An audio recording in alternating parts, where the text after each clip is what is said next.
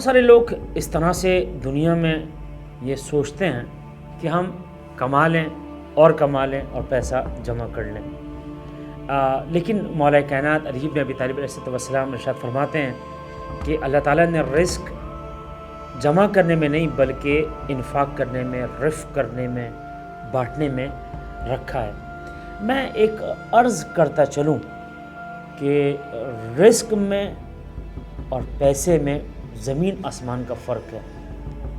ہم بعض اوقات غلطی یہ کرتے ہیں کہ ہم پیسے کو رزق سمجھتے ہیں اور رزق کو بعض اوقات پیسہ اور مال کنسیڈر کرتے ہیں، لیکن یہ بالکل دو ایک ایسی چیزیں ہیں جو متضاد ہیں، جو ایک دوسرے کے خلاف ہیں۔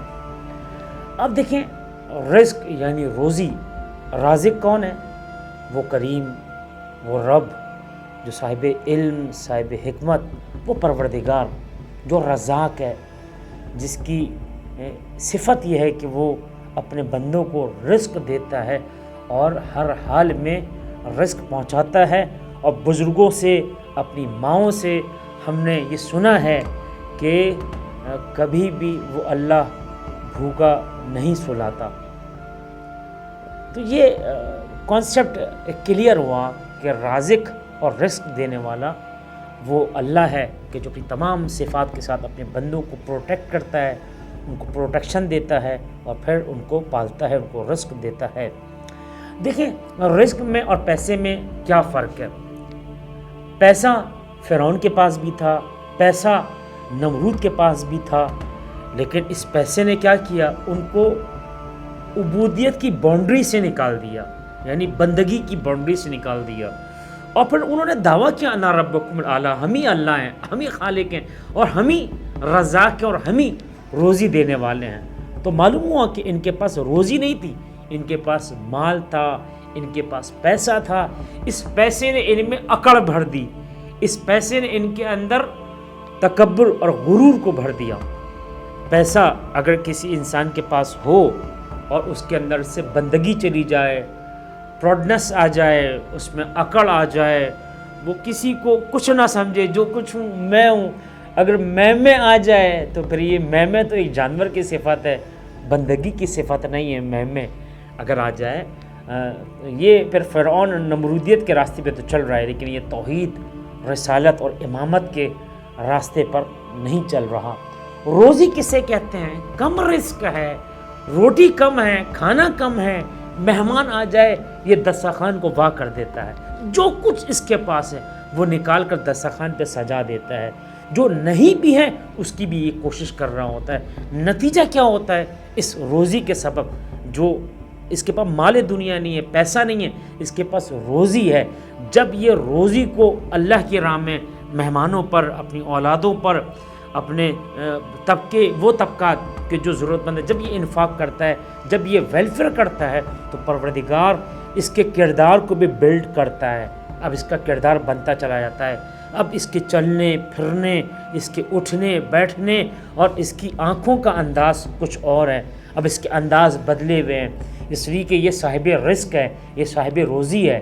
صاحب روزی کیا مطلب؟ جس کا اخلاق بھی اچھا، جس کا کردار بھی اچھا، جس کے اندر تکبر بھی نہیں، جس کے اندر بناوٹ بھی نہیں، جس کے اندر ریاکاری بھی نہیں ہے، بلکہ یہ کھلا رہا ہے لیکن یہ جھکتا ہوا نظر آ رہا ہے، یہ اپنے مہمان کے سامنے اپنے سر کو جھکائے ہوئے تواضع کر رہا ہے۔ یہ دراصل مہمان کے سامنے یہ اپنا سر نہیں جھکا رہا، یہ کسی عزادار کو کھانا کھلاتے ہوئے اپنا سر نہیں جھکا رہا، بلکہ خود یہ حسین کے سامنے سر جھکا رہا ہے، یہ رب حسین کے سامنے اپنے سر کو جھکا رہا ہے۔ جب یہ سلنڈر ہوتا چلا جاتا ہے، پروردگار اس کو اٹھاتا چلا جاتا ہے۔ کتنے ایسے لوگ ہیں جو غریب تھے لیکن جنہوں نے عزاداروں کو عزت دی، جنہوں نے ماتمیوں کو عزت دی، پروردگار نے ان کو شہرت بھی دی، ان کے رزق میں بھی اضافہ کیا، ان کے مال میں بھی اضافہ کیا، ان کے پیسوں میں بھی اضافہ کیا۔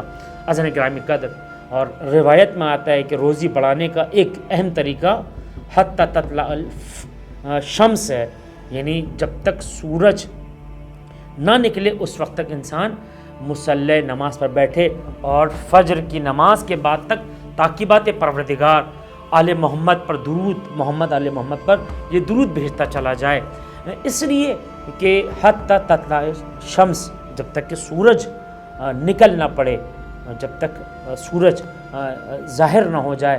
روایات میں آیا ہے کہ اس وقت تک جو ہے وہ فرشتگان رزق زمین پر اترتے رہتے ہیں اور ایک ایک دروازے میں سے داخل ہوتے ہیں، اور اس دروازے روزی کو یہ فرشتے رزق پہنچانے کا ذریعہ سمجھتے ہیں. تو عزیزان محترم، بہت سارے لوگ ہیں وہ کہتے ہیں کہ ہم نماز فجر تو پڑھتے ہیں لیکن ہمیں 1 گھنٹہ 1.5 گھنٹہ سونا ضروری ہے، اس لیے کہ ہمیں آفس جانا ہوتا ہے. مولانا صاحب اب دیر ہو جاتی ہے، ہم 12 گھنٹے کی جاب کرتے ہیں، ہم 8 گھنٹے کی جاب کرتے ہیں، ہم 9 گھنٹے، ٹریفک جیم، بہت سارے مسائل.